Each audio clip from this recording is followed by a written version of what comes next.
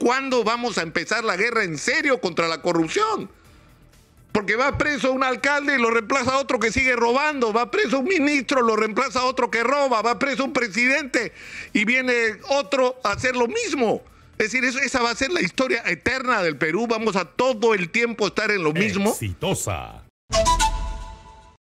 Bueno, ¿qué hago yo acá? Yo estaba de vacaciones, debería estar de vacaciones y regreso como devuelto acá por la realidad, que creo que es la que vivimos los ciudadanos, la gente de a pie, la gente de carne y hueso en el Perú, que es el COVID. Tengo un problema familiar con el COVID, he tenido que suspender mis vacaciones por eso. Y me encuentro exactamente y lamentablemente con lo mismo. Es decir, que si Bermejo, que si la señora presidenta del Congreso, que si el señor Gorriti le han contado que esta Karelim dijo o no dijo ante la fiscal, que si los pro vacancia van a retomar a partir de esto el tema de la vacancia, que, es decir, una agenda además llena de insultos, ¿no? Una encuestadora preguntándole a la gente a quién le gustaría quemar, imagínense una encuestadora, a qué persona quisiera quemar a usted, ¿no? Con esos muñecos de Año Nuevo simbólicos, que es casi una invitación a la violencia. Es decir, estamos mal y no dejamos de entender que hay una enorme desconexión entre la agenda de nuestra clase política y los problemas de los ciudadanos, que son los problemas del Perú. El primero de ellos es el COVID, es un tema serio, esto no se ha terminado ni de lejos, ni de lejos. Una persona contagiada en una reunión, sin mascarilla, sin ventilación, contagia a otras personas. Y si tiene la vacuna, va a estar protegido, va a ser la forma leve de la enfermedad, siempre y cuando esta no sea una persona adulta mayor, no sea una persona vulnerable, no sea una persona diabética, paciente oncológica, porque esa persona sí la va a pasar mal y va a terminar en un hospital. Entonces, la guerra contra el coronavirus no ha terminado. Estamos a la mitad de la batalla y hay que entender esto. Pero en segundo lugar, los ciudadanos están agobiados por los problemas, agobiados por la inseguridad que conforme se acerca la fiesta se pone peor. Pistoleros por todos lados, ya no solamente para robarle celulares a la gente, sino lo que tengan encima. Eso es lo que está viviendo cotidianamente el ciudadano, un agobio de inseguridad que se suma a la crisis económica que tampoco ha terminado. Ha habido un lento proceso de recuperación, pero ¿de qué? De eso que somos, un país donde la inmensa mayoría de personas no solamente trabaja en micro y pequeña empresas, sino son informales. Gente que no sabe lo que son vacaciones, gente que no tiene derechos sociales, gente que no tiene ninguna capacidad de ahorro, que viven al día, que si no chambean hoy no comen mañana. Es decir, esa situación es la que viven la inmensa mayoría de peruanos. Y los problemas de la realidad de la salud pública. Porque la crisis del coronavirus y los méritos que tiene el Ministerio de Salud de haber hecho lo que está haciendo desde hace meses, construyendo una muralla contra el coronavirus, no nos puede hacer olvidar que la situación de la salud pública en el Perú es catastrófica. Era catastrófica antes de la pandemia y sigue siendo catastrófica hoy. Es una agenda pendiente. Y encima tenemos el problema de las bambas, es decir, deberíamos estar, porque tiene que ver una cosa con la otra. ¿De dónde? Me provoca decir algo más grueso, pero ¿de dónde diablos? O sea, me voy, espíritu navideño voy a bajar el octanaje de mis expresiones. ¿De dónde diablos van a salir los recursos para resolver los inmensos problemas que tenemos y las enormes brechas que han permitido que crezcan a lo largo de los últimos años en todos los terrenos? Tenemos brechas de salud, brechas de educación, brechas de infraestructura, de acceso a servicios básicos, gente que vive en condiciones infrahumanas.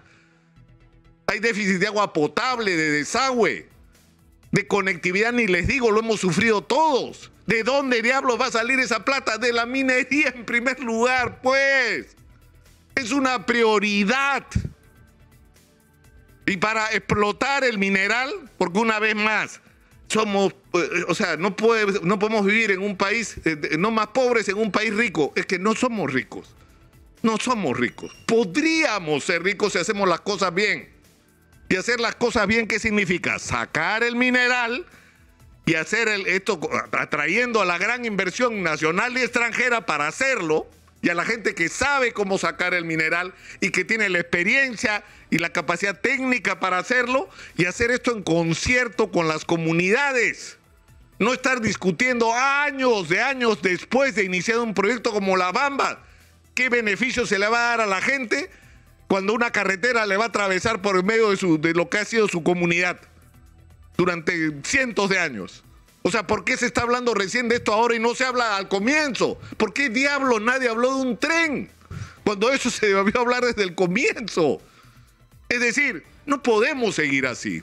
No podemos seguir en esta falta absoluta de sintonía entre la agenda de los políticos y nuestros problemas. Los problemas de los ciudadanos, que son no solamente los problemas del corto plazo, ¿no? Lo que estamos viviendo cada día, además en un país atravesado por la corrupción. ¿Cuándo vamos a empezar la guerra en serio contra la corrupción? Porque va preso un alcalde y lo reemplaza otro que sigue robando, va preso un ministro, lo reemplaza otro que roba, va preso un presidente y viene otro a hacer lo mismo. Es decir, esa va a ser la historia eterna del Perú. Vamos a todo el tiempo estar en lo mismo. Exitosa. Es decir, si no concentramos fuerzas como sociedad, y para eso, ¿qué cosa es lo que hay que hacer? Concertar una agenda donde no solamente, y una vez más hay que repetirlo, hasta terminar el año diciendo lo mismo que hemos dicho todo el año o todos los últimos meses. Es decir, hay que dejar de lado la agenda de la vacancia y la agenda de la Asamblea Constituyente. No es un momento para ninguna de las dos cosas. Y eso no significa que la Fiscalía no debe investigar con la mayor severidad todo lo que tenga que investigar, y si se encuentran indicios razonables, entonces va a haber que actuar en consecuencia, sea quien sea y caiga quien tenga que caer, pero hacer las cosas bien por alguna vez en la historia del Perú y dejarse de vacancias expresas, esas historias, y por el otro lado, pero por supuesto que hay que cambiar la Constitución, pero hay que hacerlo correctamente. Y lo primero que requiere para marcar la diferencia con la Constitución del 93 es que tiene que ser producto de un gran consenso nacional, señor Bermejo. Si no hay acuerdo alrededor de la Constitución, no hay acuerdo alrededor de nada. Esa es la primera diferencia que su nueva Constitución debería tener con la del 93.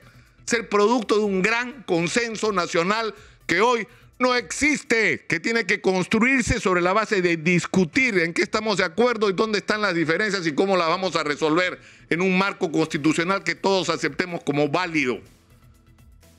Es decir, yo creo que hay que poner un alto a esto. ¿Cómo hacerlo? No sé. Creo que los medios de comunicación tenemos una responsabilidad. Que nosotros le echamos cotidianamente leña al fuego. Que nosotros convertimos la vergüenza que da la clase política en la agenda nacional. O sea, nuestros titulares tienen que ver con eso, nuestras noticias tienen que ver con eso. Bueno, nosotros estamos tratando hace rato, y por eso nos llamamos la voz de los que no tienen voz, de esa agenda, de tratar de poner la agenda de la gente sobre la mesa y no la agenda de los políticos. Yo creo que los grandes medios de comunicación tienen una enorme responsabilidad con respecto a este tema, no solo con respecto al Perú horrible que puso en evidencia la pandemia, porque tienen los medios de comunicación, los llamados grandes medios, una responsabilidad, sino tienen una responsabilidad hoy en este clima de zozobra que se vive, y del cual, sinceramente, no sé qué hay que hacer. Yo creo que cada uno tiene que, desde donde esté, poner el esfuerzo para que se enderecen las cosas y para que los problemas de la gente se pongan en primer lugar. Hablemos claro.